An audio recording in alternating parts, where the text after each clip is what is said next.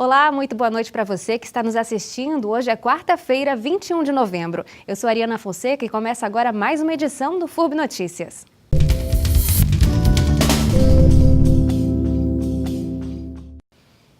Nesta semana, o Vale do Itajaí relembra uma das piores tragédias que marcou o estado de Santa Catarina, as enchentes e deslizamentos de 2008.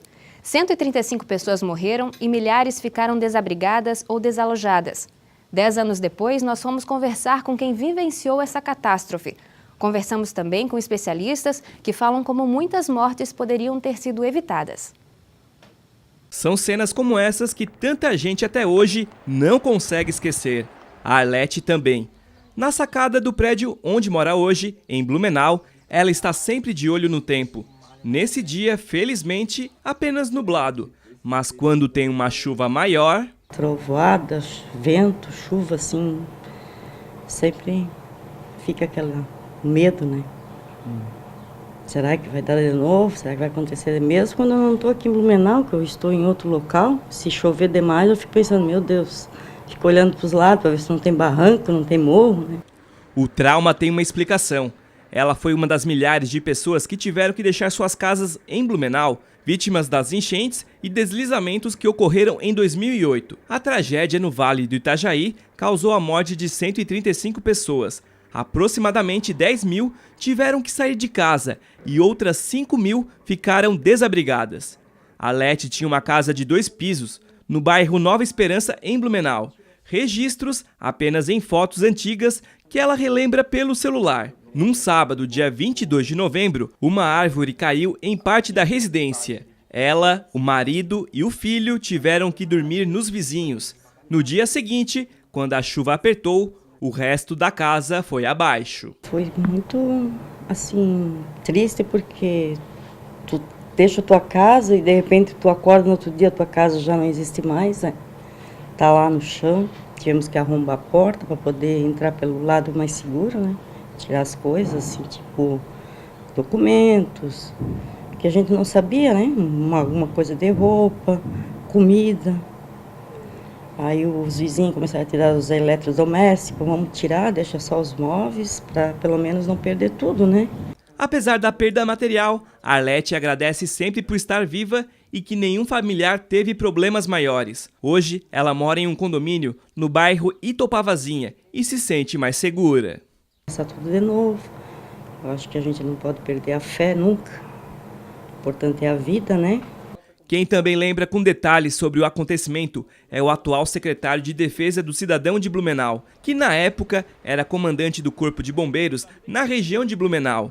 Ele afirma que apesar do preparo dos órgãos de segurança, o que aconteceu em 2008 foi algo sem precedentes. A informação que nós tínhamos é que nós iríamos enfrentar também uma enchente de aproximadamente 11,5 metros. O que se apresentou foi, na realidade, um evento totalmente diverso, um evento que envolveu grandes movimentações de massa, onde nós tivemos aí a interferência na vida de muitas pessoas, onde perderam as suas residências, muitas perderam as suas vidas e nós tivemos um colapso extremamente preocupante e difícil até de ser superado durante aqueles dias de novembro. O grosso da tragédia foi no final de semana, de sábado para domingo, depois de muitos dias consecutivos de chuva. Domingo à noite estávamos no limite. Que se chovesse mais um dia, eu sempre comento de que o nosso medo era de perdermos o controle da situação. Mas graças ao bom Deus, na segunda-feira de manhã, a chuva cessou um pouco, as aeronaves do Exército, do Bombeiro, da Polícia e outras disponibilizadas conseguiram sobrevoar, conseguiram voar. E aí nós começamos a tomar, então, noção do tamanho da tragédia em todo o Vale do Itajaí. Nós conseguimos também atender aquelas pessoas que precisavam ser socorridas, aquelas pessoas que precisavam ser assistidas e começamos então a ter um pouco mais de controle daquela situação que demorou mais de uma semana para que a gente conseguisse voltar ao mínimo estado de normalidade que uma cidade precisa ter. Para esse professor da FURB, que é geólogo e doutor em engenharia civil, muitas das vidas que foram perdidas na tragédia poderiam ser salvas.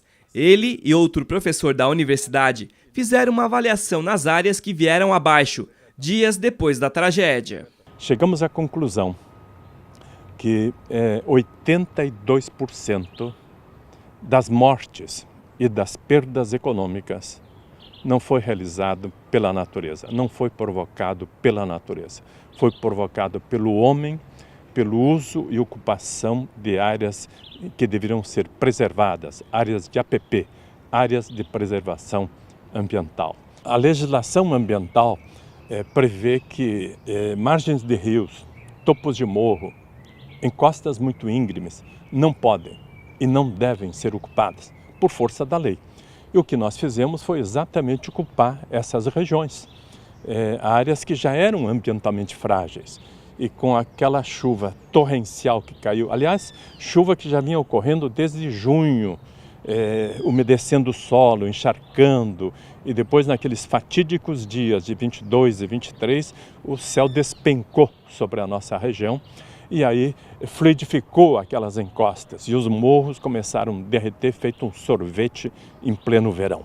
O professor reconhece que desde então, órgãos como as defesas civis municipais e a estadual estão mais bem preparadas e que boa parte da sociedade tomou consciência sobre a importância de conservar as áreas de preservação permanente.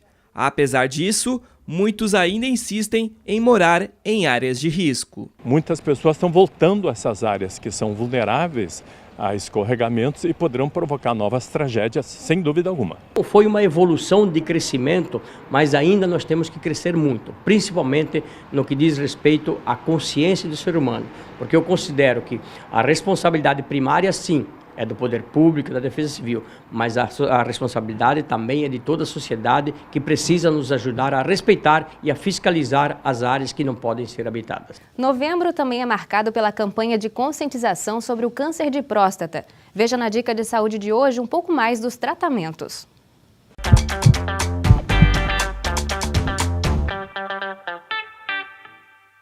Oi, pessoal! Estamos no Novembro Azul, o mês que a gente previne o câncer de próstata. Falamos sobre sintomas, falando da importância de a gente estar prestando atenção no nosso corpo, de como a gente liga para os sintomas e agora vamos falar um pouquinho sobre tratamentos. Por que as pessoas têm tanto medo do tratamento do câncer de próstata? Então saiba que existem tratamentos para o câncer de próstata que seja só acompanhar o paciente, porque normalmente é um paciente idoso, é um paciente que já tem às vezes morbidades como problemas cardíacos, problemas de diabetes, problemas pulmonares, uma pessoa já de 80 anos. Então, às vezes, o câncer de próstata ele tem um crescimento bastante lento e a gente consegue acompanhar o paciente sem nem tratá-lo. Só fazer acompanhamentos e segmentos de exames periódicos desse paciente. Então, veja, não é para você se assustar, porque é uma doença, né, uma doença crônica, uma doença que a gente consegue acompanhar esse paciente. Alguns pacientes, é claro, podem ter uma doença um pouco mais agressiva, por isso você precisa ir para que a gente possa fazer um diagnóstico precoce e certo da extensão da sua doença, né? E aí, quais são os outros tratamentos que a gente tem? A cirurgia, que pode ser uma cirurgia menor, uma cirurgia um pouco mais extensa. Então, é importante que você saiba que os tratamentos existem também radioterapia, quimioterapia, imunoterapia. Nós temos tratamentos muito bons para que você possa ter realmente uma vida longa e saudável com muita qualidade.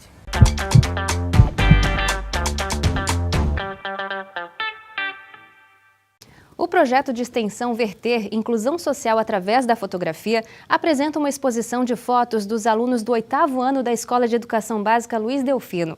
O local da exposição fica em frente à Livraria da FURB, no Campus 1. Se você ainda não conferiu, dá uma passadinha por lá. A exposição vai até a próxima sexta-feira. E a última exposição do ano do Salão Angelim foi aberta ontem aqui no Campus 1 da FURB. Acompanhe. A exposição Traços, aquele que nutrem, deixam rastros, apresenta cerca de 30 desenhos digitalizados e ampliados originalmente em papel, produzidos ao longo da década de 1980. O objetivo da mostra é prestar uma homenagem ao Salão Angelim e ao cinquentenário da Biblioteca da FURB. A obra é de Alexandre Venera, que é artista multimídia, poeta e programador visual. Muitos dos desenhos são inéditos, outros já foram publicados no Jornal de Santa Catarina. A exposição é a última do ano do edital da Divisão de Cultura da FURB para o Salão Angelim. Traços está aberta ao público até o dia 15 de novembro, no Salão Angelim, anexo à Biblioteca do Campus 1 da FURB. A entrada é de graça e aberta a toda a comunidade.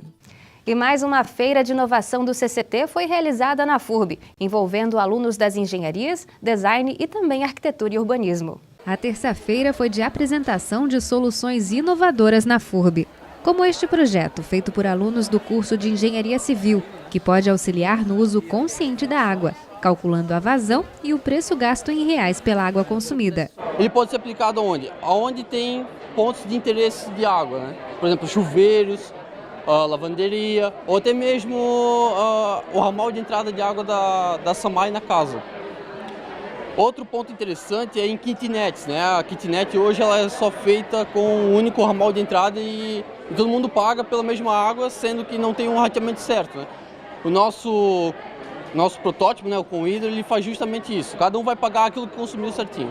A 6ª edição da Feira de Inovação e Empreendedorismo teve projetos desenvolvidos por alunos em suas disciplinas do eixo de articulação do CCT e foi uma oportunidade de trocar experiências. A ideia da feira é justamente a de você instigar os nossos alunos do Centro Tecnológico a essa nova competência que hoje o mercado busca muito, que é uma competência de inovação e empreendedorismo. Então, o eixo articulador do Centro Tecnológico é o empreendedorismo, né? E a feira ela é uma forma, né, final dos alunos trabalharem suas ideias, seus negócios, né? De forma a instigar o aprendizado importante que hoje é muito valorizado no mercado de trabalho, né, dos nossos acadêmicos. 53 projetos representaram os 10 cursos que integram o Centro de Ciências Tecnológicas. São os mais variados tipos de projetos, né? Mas todos eles com a questão de aspectos inovadores e capacidade de empreender o seu negócio. Esse é o objetivo principal nosso, né? Ou seja, que o aluno consiga trabalhar em grupo, trabalhar com prazos exíguos, conseguir trabalhar, vamos dizer assim, o gerenciamento de um projeto. O nosso diferencial é que a maioria dos nossos alunos, né, e os nossos projetos, os nossos alunos conseguem fazer um protótipo. Então eles conseguem deixar, ou seja, o produto ou o negócio visível para quem está visitando a feira. Do total de trabalhos, 11 foram para a apresentação final. O anúncio dos vencedores aconteceu durante a noite. Em primeiro lugar, ficou um projeto do curso de Engenharia Civil, uma esquadria de passagem de tubulação autonivelante. Em segundo lugar, ficou o projeto de uma roupa de peça única para motoqueiros usarem na chuva, produzido por um aluno da Engenharia Elétrica. Já o dispositivo que mantém aquecido de um lado e resfriado de outro líquidos em canecas ficou em terceiro lugar. O projeto foi feito por alunos de Engenharia de Produção. Ontem também foi dia de votação para o Diretório Central dos Estudantes, o DCEC da FURB. A chapa 2 reativa recebeu a maioria dos votos válidos durante a votação desta terça-feira. Foram 630 votos, representando cerca de 56% do total de votantes. O presidente, Leonardo Cesarino, é acadêmico do curso de administração da FURB. Então, a gente trabalhou numa sessão bem descentralizada, né, de propostas que a gente colheu com os acadêmicos e colocamos no livro do compromisso, no caderno do compromisso, e vamos trabalhar a fim de cumprir elas, pelo menos dar uma resposta para o acadêmico, né? A chapa 1, DCE para Todos, obteve 478 votos, aproximadamente 43%. No total, foram 1.116 votantes.